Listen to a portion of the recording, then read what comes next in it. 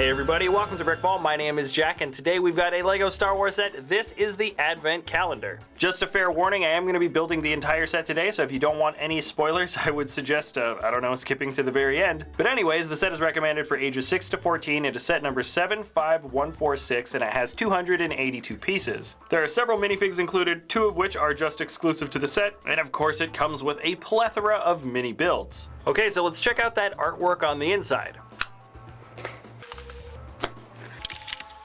So the interior artwork for this year's Advent Calendar is of course Hoth on one side, they've always got Hoth, and I believe we have Naboo going down through the center, and on the other side this is a planet version of Tatooine.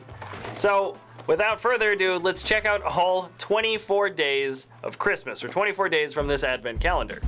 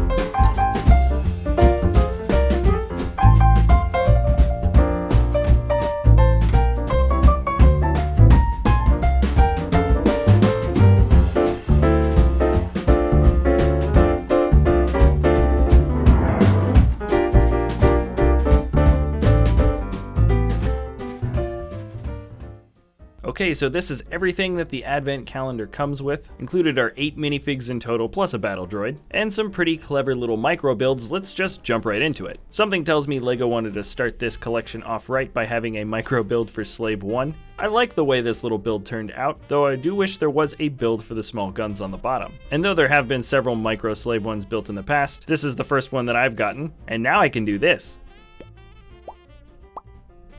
Alright, moving on to the second build. This is a Vespa Guard. The detailing's pretty nice for this guy. He did come out in other sets, though I believe the facial expression is different here. Technically, he's only supposed to be holding one pistol, but he does have a spare part of a second one, so this guy is dual wielding. Day 3 gave us a TIE Interceptor. This is the first mini build of a TIE Interceptor that I've seen, and I think they pulled it off very well. The sloped pieces that make up the pointy wings, as well as that glass windshield piece in the front, are definitely the best parts, though I wish there was just a little bit more shape to the head. All in all, it's a pretty decent build, and let's check out day 4. We get another minifig, it's the Death Star Trooper. The simple gray detailing has a pretty nice look to it. He's also armed with a pistol and has that great sort of strange looking helmet. A decent enough minifig, certainly a lot of good details included, and day 5 gives us a mini Hoth turret. I like the simple shape for this build, and I believe they got enough of the right details to look good at this scale. Alright, now day 6 is staying with Hoth. We get a Snowtrooper. This is the latest version of the Snowtrooper, so he's got a backpack that's made of a couple of pieces and those nice printed tiles. Plus, of course, he's got his helmet and a blaster rifle. Not a rare or unique minifigure by any means, but certainly a pretty nice one. Day 7 is our first Christmas-themed gift. We have an Imperial Officer Snowman. That is the Imperial Officer helmet on top in white there. And though the nose is red, I could pretty much consider that a carrot sticking out the front. The stud gun on the side is sort of a mounted turret, and I believe it is supposed to be shooting snowballs. Pretty fun build, actually. Next up is the other Hoth turret, or I guess it's a dish turret or dish cannon. I like that sort of spiderweb piece that was used for it. It actually fits pretty darn well. And this is sort of scaled so a minifigure can hold on to the back, and the graphics on the box show this thing shooting snowballs. Definitely the best piece here is that metallic spiderweb, though. Day 9 gives us a Hoth Trooper. He did just come come out in the Ultimate Collector Series Hoth set, but now we've got him here and he's a pretty decent minifigure. I like the detailing all around. And let's jump up to day 10. This is a very recognizable build that I really like, the Republic Attack Cruiser. The shape is very distinctive. I like the use of the red going down the center and the binocular pieces on the top. This is probably one of the most successful tiny builds I think out of the whole set. Day 11 is a great follow-up build. This mini Droid Federation tank looks pretty decent. Also very recognizable, especially those curved pieces along the bottom, though it would have been nice to get those pistol pieces in tan as well. And now that I think about it, they probably could have changed the color of the center. Anyways, I still like this build, and the next day brings us a Droid Gunship. This is probably a bit more accurate than the tank before, and I believe this Droid Gunship is actually the first one that we've gotten in mini model form. I like the sloped blue pieces on the back, and the joystick used for cannons in the front. Underneath there is normally a sloped transparent piece, but I took it off for just a moment to stick it on this rotation table. Day 13 is nothing special, you just get a regular old tan battle droid. He's got a medium blaster. So let's just jump right through to day 14, which is Obi-Wan's Jedi Starfighter. Here, another very recognizable build. I like that sloped piece behind the cockpit. The color scheme works just right, and now I can do this. Alright, I'm gonna stop doing that. Jumping up to 15, we get the Tantive 4, a super simple build, but it holds true to, I think, some of the most distinctive features of the ship, namely the front of the bridge, with those two cones making up that shape, and of course the 6 large thrusters in the back. Also, I can do this.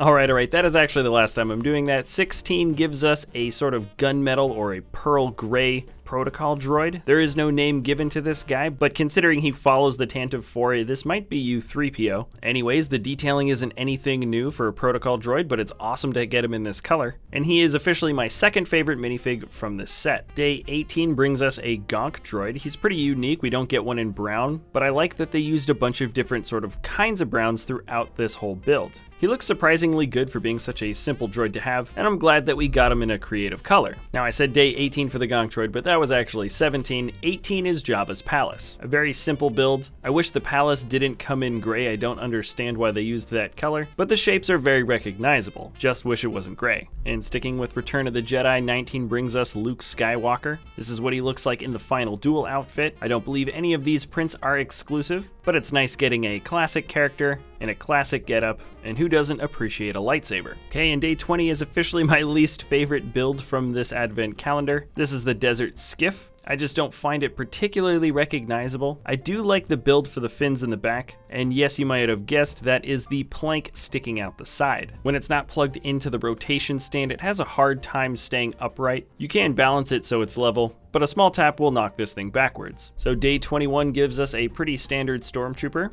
I like the detailing for the latest Stormtrooper though, it looks pretty good. He comes with a standard disgruntled trooper face and a medium blaster. Day 22. This next build is a white Imperial landing craft. It's got a long, thin body with a nice posable piece for the cockpit, and it's probably one of the nicer builds from the set. Alright, and 23 brings us a Sleigh. I like the hockey stick pieces used at the bottom, that's really nice. I believe that black piece on the top could be used as a hockey puck, and the satchel in the back has a couple of ice skate pieces. Pretty solid build all around, and you can use those ice skate pieces on any of the minifigs that you get in this set. And here it is, the last day. On day 24, we have our exclusive white Chewbacca minifigure. Not only is he white, but he also has Christmas-colored ammo belt that goes around his shoulder. I think this guy looks great. He definitely reminds me of a Yeti, and he also comes with a snowball shooting crossbow, as well as a very tiny Christmas tree. Probably one of my favorite Star Wars exclusive Christmas figs that I've seen so far. And let's check out everything in the set one more time. We get a lot of minifigs in this advent calendar, and as advent calendars go, there's always some really nice figs and there's always some really nice builds, and a few that definitely are lacking.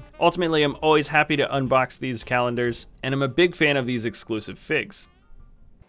Okay, that's it for this episode. Thanks a lot for watching. Remember, if you want to buy the set, I have left a link in the video description below. And if you enjoy our content, you can always like this video or subscribe. So thanks a lot again for watching, and we will see you next time at BrickVault.